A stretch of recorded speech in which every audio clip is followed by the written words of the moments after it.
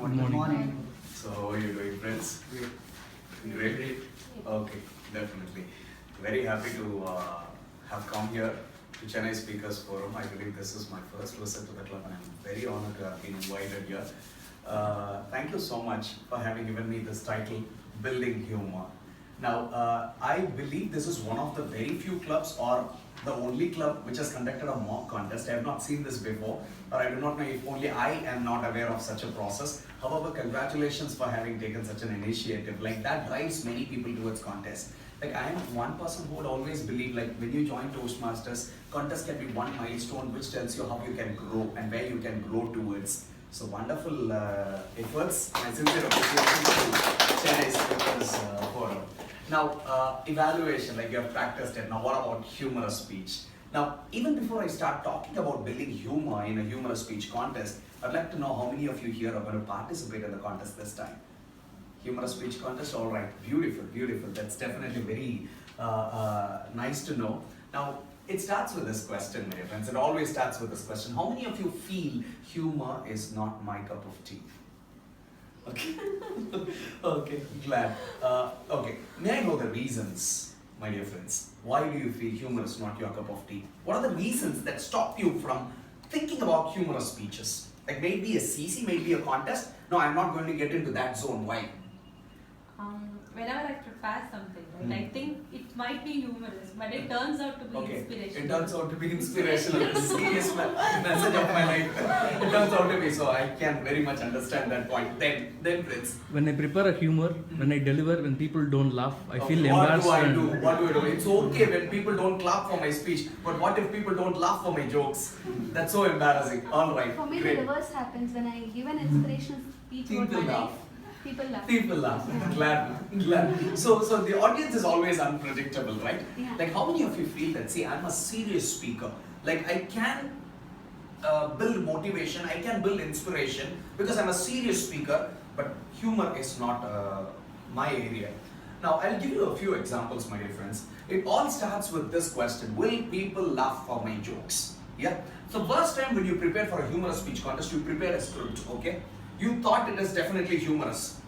You checked it on an audience and it did not work. Yeah? You did that and you thought this is not your cup of tea. Am I right? Okay, now tell me who that audience was. The learning starts from there. That audience was one friend whom you trusted the most. Yes? And I'll tell you, when you prepare for a humorous speech contest, he is the cruelest enemy. I tell you, right? You cannot experiment your script on one fellow. Like I'll give you an example. Okay, we all have favorite comedians, right? Maybe Santana, maybe Vadivel, maybe Vivek or anybody. Now just imagine a movie which has featured them the most. They have their best of the jokes on the screen in that movie. Now just feel that the theatre is full and you all watch the movie. How do you feel when a joke is cracked? How do you feel when a scene is on? Like you see laughter everywhere around. You feel people clapping, you feel people whistling, you feel people on the chairs. You find everything around when you see it on the screen. Now just imagine the same movie is broadcasted in the television and you're the only person sitting in that hall. Or maybe you are looking at it in your laptop and you have it plugged in. And do you express your happiness that way? Do you clap hands for that joke? Do you laugh for that joke? Do you stand on the chair for that joke? No, you don't. What do? You just smile. This is the reaction, right? Like you are an individual sitting in front of that screen. That's the level of understanding you hold at that time. But when you are in a mob, your level of understanding is different. Now that happens with your friend, that one single friend. You show that script to him, he will only say, yeah, it's good, yeah, it's good. That's it. But put that friend into a district, audience. Put him with 500 people, he'll be rolling out of laughter for you. Now what happens here? LOU is this level of understanding. It's always low with an audience. It's always low with an audience. They're ready to accept you. They're ready to receive you for the jokes that you present. But you give it to him individually, you talk to him individually, his LOU is up. He is so mature when he talks to an individual. His conscience is up when he talks to you and he does not respond much. Now, even if he says, yeah, the joke looks good, just be assured that it is going to guarantee you a roaring laughter in the contest stage. So point number one, if you feel I checked it with a person, it did not work, don't change your idea, change that person. right? Go with many people. Go with many friends. Check it on them. If they say yes, it sounds good, you're ready, right? Now to the second question, Shyam, I'm a very serious speaker. I mean, when you look at my face, you don't feel like laughing. You feel so pathetic. How would I crack jokes? Like when people talk to me off the stage, they always feel Shyam is a very serious guy. Like Shyam is a person to whom you can only talk and leave in 2 minutes. And nobody feels me humorous when they talk to me personally. Now what happens on the stage? How many of you have seen this Tengachi Swaminathan? Do you know him as a speaker? Like if you do not know, Google this name. Tengachi Swaminathan, right? He's a Tamil speaker. And if you look at his face, you will feel, oh my God, somebody feed him with something. You would feel so. He looks very droopy, he looks very weak. And you know what this guy did one day? I was seeing him on the television and he said, one day I went to a foreign country to conduct a session on anger management. I was standing in the queue in the airport to drop my luggages. There was a serviceman standing there and there was an angry traveler standing close to him. The traveler started yelling at the serviceman. How could you drop my luggages? Do you know who I am? Do you know what a VIP I am? Do you know my assignment now in America? How could you do this? The serviceman was, sir, thank you, sir. And then this guy keeps yelling, come on, I'm shouting at you. Yes, thank you, sir. Thank you, sir. And this happens for at least 10 minutes. And then the traveler moves away. Now, Swaminathan was really surprised. Now, I'm going to conduct a session on anger management, but this guy seems to be a pro in that. Like, he manages it so well. So, when his turn came there, before he gave the luggages to the serviceman, he said, boy, it's okay, I'll drop my luggages. But how could you manage with that person? The fellow was yelling at you. Did you not feel angry? How could you keep smiling when that fellow was shouting at the top of his voice? And this fellow said, sir, anger management is very easy, sir. Like, different people have different ways to show their anger. Like, that gentleman had one way, I had another way, sir. What was that way? What did you do? You were only smiling. No, sir, that gentleman is going to America, his luggage is going to Japan, sir.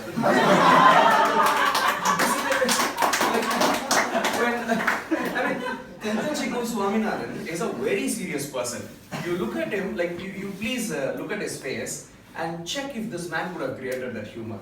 It has nothing connected with what sort of person you are, with what face or with what physique or with what body language you actually have.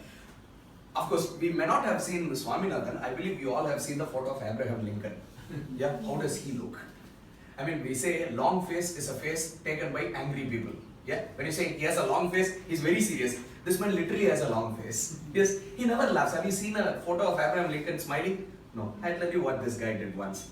He was into this dining hall with many politicians, many party people, and there was one guy sitting close to Abraham Lincoln, whom he did not like and who did not like him. They were enemies. Now then, when they were dining, Abraham Lincoln took off his seat to fetch some water. He had dropped his kerchief on the table. Now this man who was sitting nearby decided to do something naughty. He took his pen and drew the face of a donkey on the kerchief and started back with his work. Now Abraham Lincoln comes back to his seat. He sits there and sees that the kerchief has a face of a donkey on it. Now he very well knew that it was this guy's work. So he wanted to do something and he said, my dear friend, when I was off from my seat, did you wipe your face with my kerchief? He asked. You understand, the impression has gone on the kerchief. That is what he meant to do. Like very serious people cracking wonderful humor. Wonderful humor. So humor is a serious business. It also applies with serious people, is what I wanted to say. And most of the time we get frightened with people who have an enormous body language on the stage. Like the last time winner was Karthik Mohandas. Like he had this lungi as his concert and he did that and immediately we feel, no, I cannot do that. No, you don't need to do that. The point is Karthik's strength was that. Karthik's idea was that. And that does not mean humor lies only with your body language. C.K. Ramesh was the winner of the year 2009 or 2010, I suppose. This man was rooted to his spot. He moved nowhere on the stage, I would say. I'll tell you how his humor was. C.K. Ramesh's topic was short and sweet. If you look at C.K. Ramesh, now Google C.K. Ramesh, you will see only a figure that is this tall. He's very short. And this guy goes to the stage and says, one day I was traveling in the bus. There was a break. I hit a woman in the front. She shouted at me, can't you stand straight? Sorry, ma'am. After a point, another break. I again hit her. She shouted, can't you hold the bar? Sorry, ma'am. It was going. And there was another break. I hit the woman and she said, no, can't you hold the bar and stand straight? Ma'am, sorry, ma'am. I can do only one thing at a time. I can either hold the bar or stand straight. I cannot do both at the same time. You understand? He's very short. He cannot hold the bar and stand. If he holds it, he'll be hanging in the bus. So that is what he tries to do. And when he was doing this, he did not move anywhere, my dear friends. He was only here presenting everything. Like joke after joke, presentation after presentation, point after point. He was only standing here and he was the winner of the district contest. So now the point is, body language alone or voice modulation alone do not guarantee humor. Without any of these elements, standing there presenting it point after point can also fetch you the score. Now how do I know that I can win even without body language? Now here goes this concept, my dear friends. There are certain jokes which demand the body language. There are certain which demand a voice modulation. There are certain jokes which do not demand any of these. So for example, I'll tell you, when you build a script, now show the script to that cruel friend. Okay? If the cruel friend smiles the moment he sees that joke, or say if he laughs the moment he sees the joke, you don't need body language and voice modulation. Now the point is, the joke is 100% complete with the content. You don't need extra fitting to make it a joke. Do you understand? See, I badly wanted to study medicals, but since I studied badly, I could not go for medicals. This was written in one person's script. And when this was found, everybody laughed when we looked at the script. And the person did that standing straight. And it worked. And had this person attempted a few movements, it would have been an overdose for that humor. Do you get that? Like with humor, like just understand there can be various proportions. Now try a joke on a person. The person says, looks nice, but something is missing. The something is your body language and voice modulation. Now attempt that. Say 50% of the job is done by the script. Now try for 50% away from that. Now I had presented a speech on my first impression once. See, I have always failed in my first impression. When I was studying in my grade 2, it was my first stage performance. People expected me to act as Brutus, kill Caesar, and present a talk to the Romans. I took out my dagger, killed a minister instead of Caesar, and I was talking about Caesar to Caesar. And the boy who was acting as Caesar did not know what to do. Knowing that he should be dead for that scene, he took out his dagger, killed himself, and lay on the floor. Alright? Now, when I showed this as a script to somebody, they couldn't react. Hey, what is this, Shyam? You're just narrating a statement. You're just narrating an incident. But I knew there is a humor within that. So, now 20% of the job by the script, the remaining by the actions. Like when I said, I killed a minister instead of Caesar, the fellow said, oh, so there was a minister apart from Caesar there. So I felt that I should not keep them thinking about the minister character. Now come on, get into my joke, don't analyze. So I quickly said, I did this. The first time Caesar was there. People expected me to act as Brutus, kill Caesar. So you knew Caesar should be standing here. But then I took out my dagger and killed. I'm killing somebody this side. So people already understood I killed somebody else. I said minister instead of Caesar. So this placement was required for me to fill the remaining 80% of the joke. Did you get that? Yeah. So when the content itself is not 100% complete, go for your voice modulation and body language. No, Shyam, I cannot do that. Then go for jokes which will 100% be content rich alone.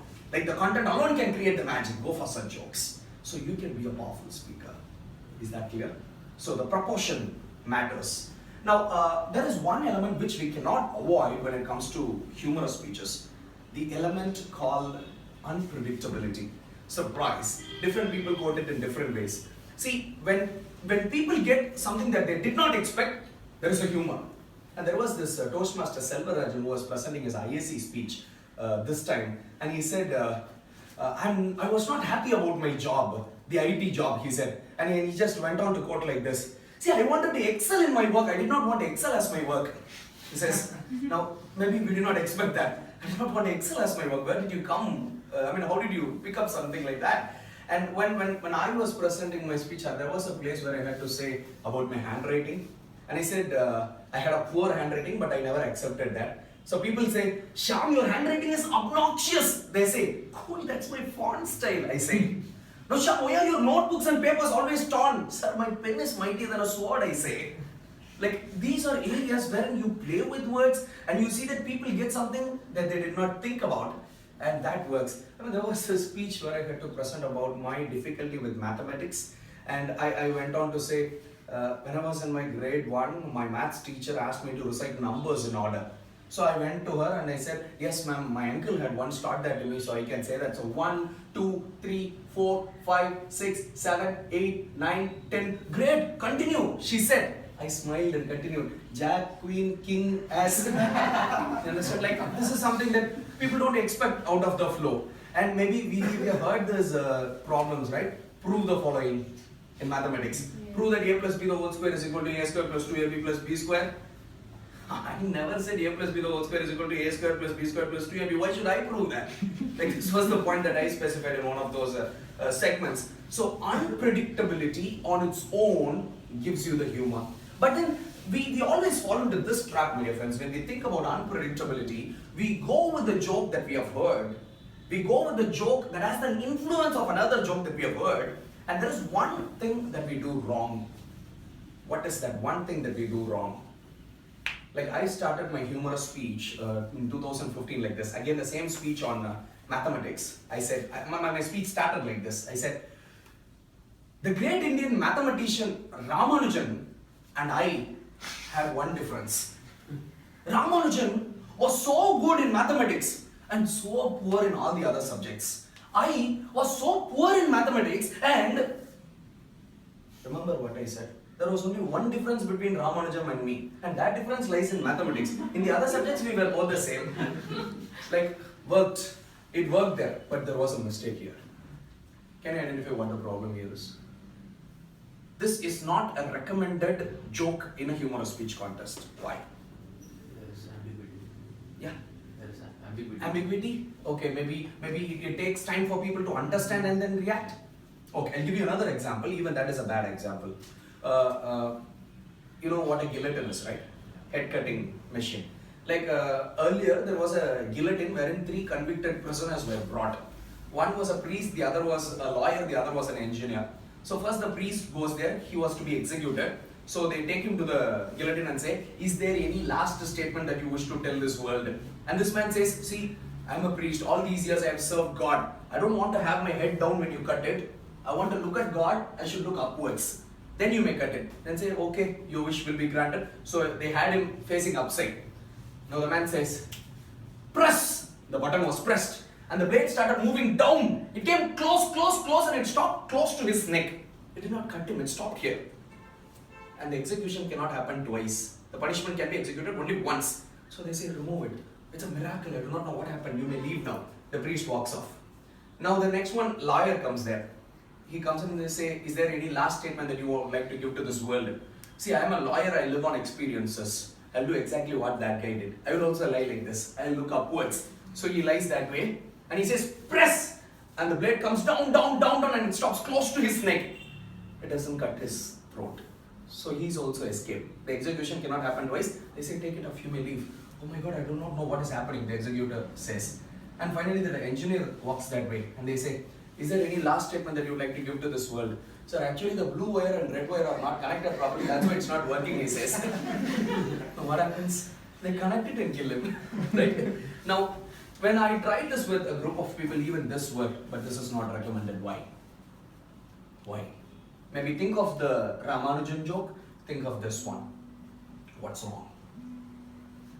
You're targeting some set of Okay, it means like it is not self-inflicting, it's on another person. Yes. That's why it did not work. Yeah, one valid reason. Yeah, then? You need the person to fully listen to your entire thing. That is the point. That is the point. Did you check how much time I took to complete that joke? Of course, you would believe that it is a complete humor. Okay, when I finish this segment, people will definitely laugh. That's guaranteed.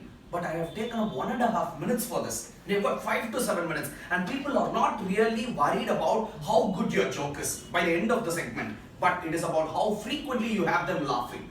How frequently do you have them laughing? See, now what is the Naksham? Now I have taken a joke, I really want to place it in my speech, but it is very long. What do I do now? Now there comes your workout. Like, it is important that you work within that long segment and see that every 3 lines once there is a subtle humor in it. Like you have a small joke there, small joke there, small joke there, and finally you prepare the audience for this big laughter by the end of the joke. Like, I had a place where I wanted to talk about an apple this year, ISC. I had to talk about an apple. And I just started this way. See, the apple will have two bites, one at this end, the other at this end. When I show it like this, people will see only one end. I start like this. Friends, it is believed that Adam, the first man, took a bite of this apple and we all landed on earth. But wait, Adam's bite was not the first bite. Madam's bite was the first bite. Now, Adam's and Eve's don't look at each other. It's too late to complain each other.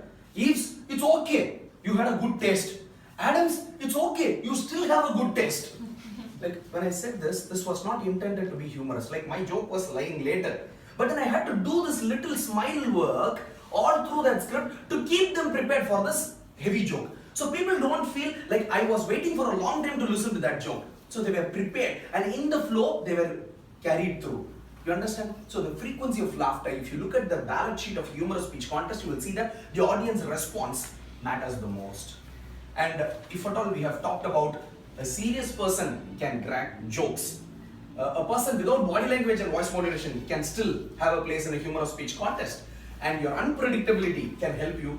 Now what is the next point? I always quote this as stacked humor. What do you mean by the stacked humor? Like it again has a close connection with this unpredictability. See, actually in my case, I always say this, I have this problem, memory loss, okay? And I tend to start it like this. See, 4 out of 5 kids suffer from memory loss in Asia. I was the topper of the 4 kids in my area, right? In that situation, my history teacher always compared me with the topper of the class, Rahul. Shyam, Rahul remembers who lost to whom in World War II. Now, do you remember where in this world you lost your history book? Now, I was really irritated by his comment and I wanted to challenge him. So for 2 days, I studied the history book thoroughly and went to him the next day. I walked right into the staff room, stood right in front of the teacher and said, "Sir, Shah Jahan fell in divine love with his wife and constructed Taj Mahal using 20,000 slaves beside the river Yamuna. Hitler committed suicide in 1945. Egypt is famous for the river Nile and the pyramids. China is famous for the Great Wall of China, and kangaroos are the national animals of Australia. Now, sir, I have proven myself," I said. And the teacher politely said, "Shyam, it is not I have proved myself, I suppose. It is I have proven myself, and I am not your history teacher, I am your English teacher. Now, your history teacher is there." Now, I walk to the history teacher and he says, "Yeah, tell me, the memory system got collapsed as usual." And I said, "Sir, Hitler fell in divine love with his wife and built Taj Mahal beside the river Nile. 20,000 kangaroos jumped over the Great Wall of China and committed suicide in 1945. Pyramids were built beside the river Yamuna, sir." You do something like this, like you have people laughing and you still continue talking. You understand? Like when I was presenting this at the district stage, people did not allow me to complete that joke. Like they only listened to this. Hitler fell in divine love, and after that they listened to nothing. They were only laughing and I was just continuously talking. You know, the joke is complete when you say, "I am not your history teacher, I am your English teacher." Like I made a mistake here. Like when I present it, I usually say, "Now, sir, I have proved myself." My son, it is not I have proved myself, it is I have proven myself. This is how it goes. Like there it is complete. Now people feel the joke is over, and now that you stuff them with some more. You give them some more, and you keep them laughing. And now this impression, now the impact that you create on the audience stays for a long time. Like it's okay that you present a humorous speech at the club, but when you are into this contest, it is not about making people laugh. It is about having your joke lasting for a long while. Like even after listening to 100 jokes that day, your joke should stand in the minds of people. So what is that one different thing that you do? How frequently would you have them laughing? How mindful would you have them when they react to your or respond to your jokes? That matters the most. So stacked humor comes in place. See that your jokes are not long, see that it is trimmed, and see that the humor keeps stacking one after the other.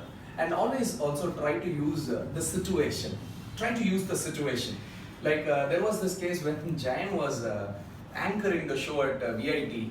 Like every now and then he was joining the anchors to talk about the pretty ladies who performed on the stage. Like there was this one dance performance by 6 or 7 girls of VIT. They had this white dress with a property that was black in color. And Jayan comes to the stage and says, he addressed the division governor who was already a VIT, and he says, assuming his name is Suresh. hey Suresh, I never knew black and white could be so colorful here on the stage. Just imagine his presence of mind. So it's about how you use the stage.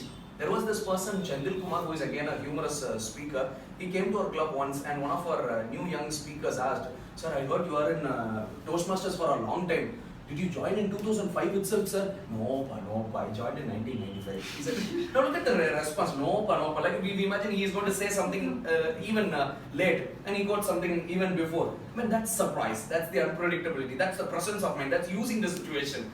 Like it all falls in place as you create this humor. Now, if you can take one point finally, friends, like all the inhibitions that we have, all the questions that we have about creating a humorous speech or building humor is normal, is very natural. If you have all those doubts, no, I cannot be a humorous speaker, you are definitely a humorous speaker because you should have this doubt. Maybe when you feel, now I can crack jokes very easily, something is wrong with you. Like you cannot have that mindset. You should have all these doubts. Now just feel that all these doubts have been answered by people who took up the humorous speech contest and start building confidence. Start working, you will feel that you are on the right track, right? Never get contented. Feel ready to change your script every now and then. Every now and then. That's where it works, right? So let me do something. I'll stop my pointers here, and if there are questions that you want me to answer, I shall do it in the last few minutes. Do I have questions? The humorous speech normally has, we see a lot of recurrence of dating, boys, girls, love, and innuendos. Do you think you earn brownie points by departing from that? And, No. you know, Yeah. I mean, move away. That would be the best option. See, earlier we had these points. Like I'll tell you something. When the target speaker was talking, he said, "I had a crush who came walking in." I saw so many of us giggling when he said that. That was not a point of joke. But then when he said, "I had a crush," I saw so many giggles here. Successful formula. Like in most of the cases, it works. You talk about marriage, it works. You talk about IT companies, it works. Like these are areas which are called cliche. They've already worked. Now, if you're going to touch any of those areas, nobody would say it's not advisable, but you will have to think about it in an extraordinarily different way. So think about jokes which have not been cracked on that plot. Like you think about dating, you think about like maybe not to offend, they say the girls and boys, it's about money being taken from their wallets. Leave all these parts. Can you take something apart from that? Like even now there are wonderful humorous speakers who talk about the opposite gender. They talk about IT companies but still stand successful because they don't touch the areas which have already been touched. But I would say we shall move to somewhere different. Go to other plots. When Karthik went there and talked about the attire, nobody before had done that. When Alan presented his speech, people always say pause is important. But Alan is a very fast speaker. And he took the second position in the district contest. So anything new can work. It is only upon the belief that we have on that. Yes, of course, many of the educational speakers on humorous speech advise us not to touch those cliche areas. Certain things like what you said about men and women, IT, and all those segments. Yes. Avoiding that puts you safe. If you're going to touch that, see that you do something extraordinarily well. Something that has not been touched by others. Do you plan, like you said that you wrote a speech, you had a humorous speech on maths, but did you decide, before itself that you are going to talk about maths? Good. Where do you start? Where do you start with your preparation? No, it's not on the topic. Definitely not on the topic. It's on the first incident that you build. At least with the humorous speech contest, the story begins here. With an ISC, you have a message, then you go with the crafting the speech. But with humorous speech, it's not like that, my dear friend. Why should I not start with the topic? My thoughts become confined. My jokes become restricted. I should look only within the boundary. But when I start with an incident, maybe the incident that I relish the most, that I cherish the most as a joke, when I place it at the center, and then I build jokes which are related to that, the last step is giving a title for a speech, according to me. So for example, in my case, I was very poor in mathematics, all the teachers played around with me. Right? So I just took jokes here, there and everywhere. Certain jokes that I presented in that speech were not by the maths teachers, it was by the science teachers, physics teachers, but then I then clubbed it all together, exaggerated as if it was the maths teacher who did all those things. And then finally presented that. Right? So what you love the most should be presented first, and then you give a title to that speech. And very importantly, you will end up with so many jokes. Now, how should I arrange this? I should arrange it meaningfully? No, definitely not. Nobody wants your meaning, nobody wants your message, nobody wants your moral. Stack the best jokes to the top.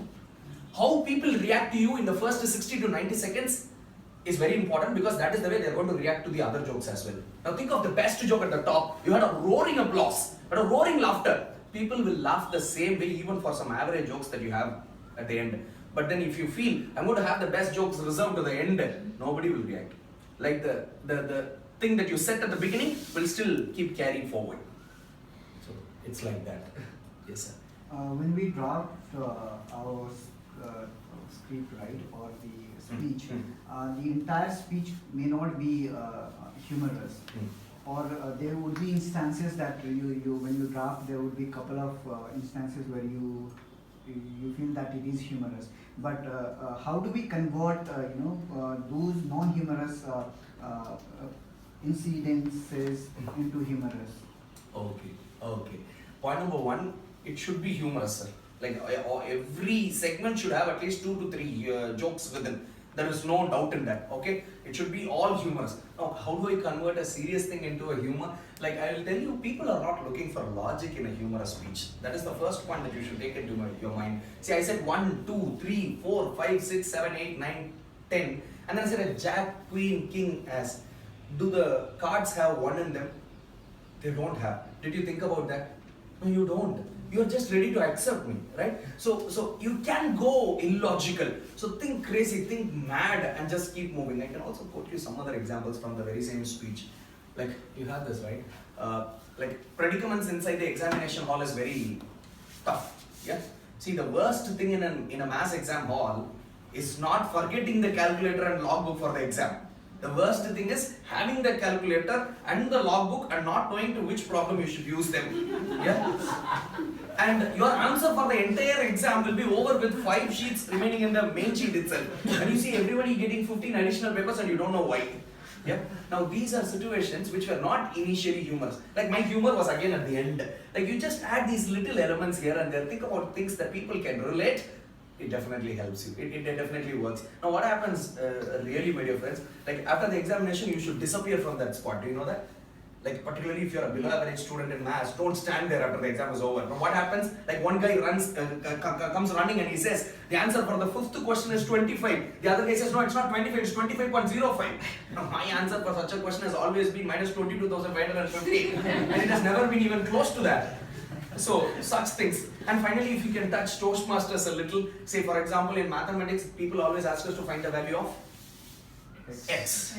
And that can never be found. And I say, I can never find x. And that's why I say, don't call them XCOM members. That's why you can't find them at times. I say this. Like XCOM and X, you connect it, and that was the last line of my humorous speech. And it helps you. I say that there are so many ways in which you can tie that into and bring it. That very normal things, like when you hear it from your man, and Mr. Chandrakumar always says, observe, observe, observe, observe. Humor is always around you. Like, we'll do something. I'll tell you how the making of a joke looks like. I was in a college, in a training program. I was standing here. I had a friend standing close to me. A cameraman was walking that way. So I said, who is that? I was asking. And another friend said, still cameraman, I think. And this guy was having his coffee. He had no connection with that scene. This guy said, still cameraman, I think. Still cameraman? He said, still cameraman. Okay, he said, still cameraman. He says, still cameraman. Now I just took this and I just thought how it can be put into a thing. See, my dear friends, if you have enjoyed a humor with your friends, if you have enjoyed a humor with your mother, understand there is definitely a joke hidden inside. You only have to present it in a way that people take it. Like people should take it exactly the way you took it. Like when he said that, I was laughing like anything. Like it was a wonderful joke. I appreciate him. How could you make it so timingly? I appreciated him a lot. Now I was just wondering how I can place it in a humorous speech contest. And finally I just felt, he made it quick. He made it unpredictable. He made it when the plot was not even ready for that. So you need all these elements so it would look as a joke. Then I was talking about my uncle in one of the speeches. See, I never loved my uncle because he was the one. Okay, I'll tell you something about my uncle first. 20 years ago, my uncle started his career as a still cameraman. Today he's still cameraman. He said this. Like it went fast and you completed the joke. Actually, where did he want this? I say, I don't like my uncle. Because when my mother was conceived for me, he was the one who was eagerly waiting for a beautiful female child to be born, and I could not satisfy both those adjectives. Like, this was my point. I wanted to convey this point, and to help this point, I used the previous one. So, the making of a joke, like for me to talk about how I did not like my uncle, this joke helped me. 20 years ago, he started his career as a still camera. Today, he's still cameraman. And this came from a real life incident wherein a few friends were talking. So, it's about how you tune them based on what you observe around, sir. That is what I would say. In Yeah. the last humorous speech contest, when people were not laughing to my joke, I decided to go a little impromptu, and then people started to laugh. Oh, Would okay. you think that that is okay? Okay. Beautiful. See, something that I'm going to tell you now is unconventional. People wouldn't accept. People still raise it as a problem with me. I'll try sharing it with you. Take it the way you need it from your end. See, I would always say when you prepare for your humorous speech, think that people are not going to laugh for you. That is the mindset that you're going to build. Point number one. People will not laugh for me. They will not laugh for my jokes. There is going to be one extraordinary person who will bring an extraordinary theme and win the hearts of people. Now, the more you have this thought in your mind, you will not get settled for your jokes. Point number one. Second thing, you will prepare with no pass in your speech. Like when I prepare for my speech, I don't give any room for passes. I'll be presenting my speech thoroughly, one after the other. I'll complete the speech in 7 minutes. Like I have no space for passes. So when I go to the stage and when I present the humor, say I assume that a joke does not work. Say it's like, that was the day I decided not to go to job, and the next day I say, actually that was a place where I would have expected humor. And I don't show that to people. So I do this. If people laugh, I pass. If people don't laugh, I create a scene as if I did not want you to laugh. I don't even wanted you to laugh. Come on, I keep moving. I do this. So when you expect and when that does not happen, there is a pull down. You will start losing your confidence. You will leave it off. So always see that the speech is continuous. When you feel the laughter, you pass. It's not that you pass assuming that people would laugh, right? And moving impromptu is actually a double-edged sword. Like it's very dangerous. You move on the spot and you can fall into a trap. You can fall into a trap and you cannot come back at all. So it's called like a prepared speech. Stay prepared. Like maybe with the table topics, you can try this humor. You can try a humor on the spot and you can check out on something. But with the humorous speech, stick to your script. Stick to your script. And what you can do is have a plan A and plan B. Again, would like to quote what T.M. Selvarajan did. He had a question. Sorry, it was in my speech, I believe. How many of you would like to die now? Like you asked this question. Everybody is expected to say no. So the speech was like this. Say, assume that God comes here and says, I'll take you to heaven. How many of you are ready to die now? Now, we were prepared with a plan B. So just if people say, yes, I am ready. Gone. The speech flow is gone. So he said, if somebody raises the hand, yes, I am ready. Sergeant at Arms, open the doors. Like you say something like that. So you be prepared with the plan B, but don't do it on the spot. So expect 2 or 3 things. Okay, if people laugh for this, people don't respond for this. What do I do in the second case? What do I do in the first case? Be ready, but don't move impromptu. That's dangerous, man. It's not worth taking that risk. It may lead you to anywhere, right? And yes, if you are so experienced and so mature enough, try it to a little, but come back to your script very fast. So you said that you will start all your best joke in the top. So what do you have for conclusion? And what did you have for your max speech? Okay. There is no moral expected for a human speech. No, understand that. Don't think where is the message in my speech. Nobody wants your message, right? Now, you only need to conclude your speech. You don't need to give me a message. Finish the speech properly. That is fine. Right? So don't think of, or you can very well place it like the best humor at the top. Maybe the second grade of jokes that you have goes to the end, build the average ones in the middle. In fact, when you prepare for a humorous speech, you should not have anything called an average joke. See that everything is to your best. Everything is accredited by you as a winning comedy. And then only you stack it, but in your mind, based on the rating, stack it this way. There is enough, it's enough that you have a conclusion. You don't need to give me a moral, right? That is important. And what did you have your Mathematics speech? Yeah. Okay, it went like this. Okay, maths teachers in the entire world, all we below average students require is positivity.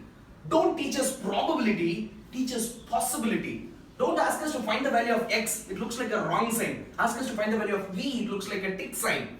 And then don't tell us you're going to teach us problems, tell us you're going to teach us solutions. And to the XCOM members, don't call them XCOM members, that's why you can't find them at times. Contest master, finished it. Understand? Like there was, different humor stacked everywhere, and the last place I was just finishing it, stating that I was right in being poor in mathematics. That's not a moral at all. And what did Karthik do? Like he was on the stage and say, look behind, and he looked behind. There were 4 guys in lungi. There were 4 guys. The transformation has begun in Toastmasters. Now what about you, contest master? Where is the moral here? Come in lungi? No, definitely not. Like he has only concluded the speech. Conclude the speech and finish it. That's it. This is how you conclude it. I don't say this is how. This is one way to conclude the speech. So when you build your humor points, right? But we also need the transition from one humor point to Correct, another. correct. So that is sometimes really difficult. Difficult, Yeah. okay. In fact, I wanted to repent for using the word joke here. Like I use the word joke in many parts of my session. There is a clear difference between a joke and a humor, madam. Like joke stands alone, and that is exactly what stand-up comedians do. Like when I say humor, there is a point at the end of every joke. Joke plus point becomes a humor, right? So it's important that you tie that knot very clearly till the end and see that all your standalone jokes are connected. And if you say that is very difficult, it simply means you're taking it very serious. You know what happens with some of the contestants when they prepare? They don't have a very serious thing to connect. Say, in my case, when I was talking about my uncle, the still camera and the still cameraman, this joke has no connection with my mother being conceived and I being expected to be a beautiful female child. No connection. I would say, let me tell you something about my uncle. Take them quickly off. And now let us come back to the point. You know something? You say this. You know something? People always come curious. You crack a joke. Now let's come back. They don't feel that you have taken them to 2 distinctively different areas. They're ready to come using these catchphrases. Believe me, friends. Like when you say this, people are ready to come out of the plot that you are in. They come, they listen to it, and that day I decided to you again get back to the plot. Right? It's about just using these little catchphrases and taking them away from your plot and again taking them into the. And you know what happened one day? What happened? So they have come out. Like when you move out of that area, they come out. It's okay. And that day I decided to apply the same here, and you get back. Like I was in this case, I said, in the same IAC speech, my initial stage was like this. Now just see, analyze how different these scenes are. Nothing is connected. That's what you will see. I went to the stage and I did this. Good afternoon. Sorry. Good morning. I start again from the first. That is exactly how I fumbled and failed on my first stage at the age of 8. And when I failed, my coach who was standing behind the screen immediately said, "Good morning, ladies and gentlemen." I saw him and said, "Good morning, ladies and gentlemen." You always fail in your first impression, my dear friends. Now I did not wait for your laughter, did you see that? I just keep moving. But if I feel that the laughter is even more, I would have passed. But otherwise, my practice is like I just keep going. This is a wrong advice. Like we'll come back to this. I'll finish this. The first impression is always important, my dear friends. And at that age, your brain works like, when it comes to first impression, your brain works exactly like a 5-year-old kid. Now let me explain this to you. During last Diwali, I was using a matchstick, candle, to light a color matchstick, and I was playing with that. Looking at me, my 5-year-old neighbor used the same candle to light an atom bomb and was playing with that. Now I saw him and shouted immediately, "Throw it away!" He threw the candle away. Now, like this Diwali candle matchstick is entirely different.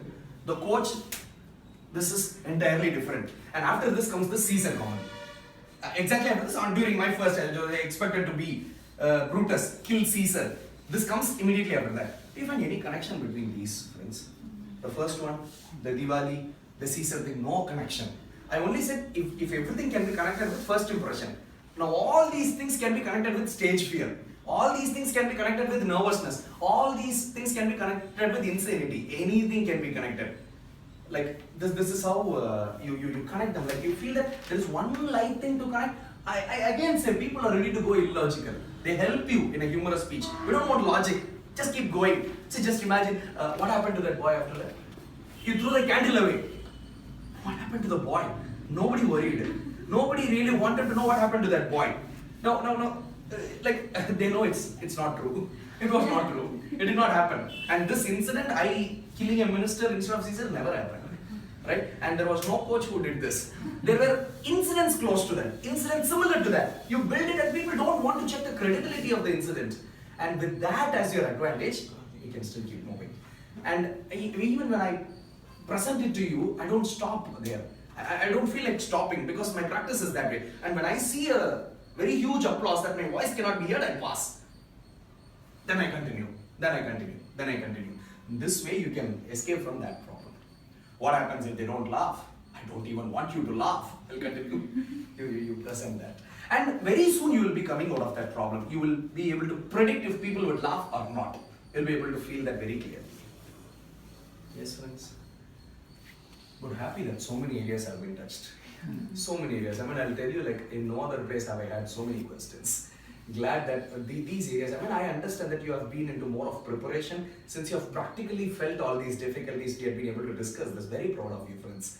Very happy to have answered all your queries, and let me also wish you the very best for your humorous speech contest. And at any time, I would be happy to support you even offline. Like if I can give an answer to your remarkable question, I shall try presenting it. Or there are wonderful mentors around in District 82 who can help us. But one thing is, never stop contesting, never stop attempting humor in your speeches. Keep doing that, you're going to definitely feel very successful one day.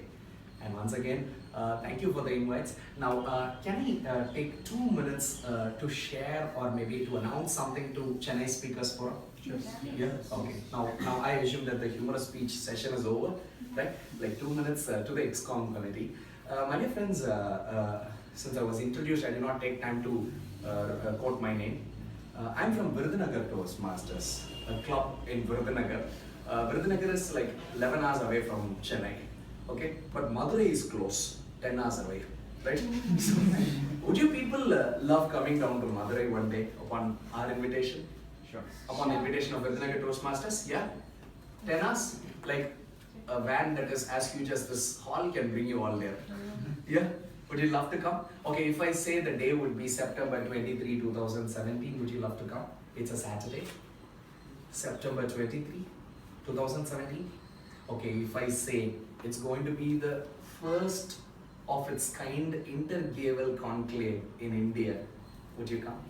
You know what a Gavel Club is, friends? Yes. Gavel Club is a junior Toastmasters forum. Like little ones, like act as Toastmasters, they present CC manuals, they take up roles, they take up ExCom responsibilities, and there are Gavel clubs in Tamil Nadu, like around 8 clubs. So we initially thought of having an inter-Gavel contest the way we have it for Toastmasters. The response was very good. All the clubs in Tamil Nadu have consented to participate. We are going to have a humorous speech contest and an evaluation contest for the Gaveliers, right? Now when we planned it, we had some positive responses. Now it has extended from Tamil Nadu to India. Now all the Gavel clubs in India are going to contest in this humorous and evaluation contest. And very happily it also extended to Dubai. We also have 2 contestants from Dubai, 2 contestants from Singapore, and a few from Sri Lanka. And we never knew that it was going to be called an International Gavel Conclave. And that is to happen on September 23, 2017 at Hotel Heritage, Madurai. And what is it for Toastmasters that we have in such a conclave for Gavel clubs? Here it comes. We thought educational session matters the most when it comes to a conference. So whom will everybody in India know? Or maybe if people are coming from UAE and Singapore, whom will everybody in the world know? We just tried pinging a person, and once we got this positive response from this fellow, we started building the flyer stating Dhananjaya Hetirachi would be the educational speaker for the day, right? So on September 23, 2017, Saturday, if you are wishing to attend this conclave, I shall take your name and I shall see that all the formalities are completed for you. We shall cherish a 3-hour educational session of Dhananjaya. It's at Madurai, right? We had him as the educational speaker at Ovation. Maybe if you had felt that you missed him in that opportunity, we have tried to bring him even close. It's only 10 hours away from this place on the road, right? So welcome to this conclave, friends. Maybe I'll get in touch with Karthik. I'll get in touch with Srinath. I'll try to understand if somebody is interested. I'll also slip an invitation into the hands of your president, friends. So thank you so much for the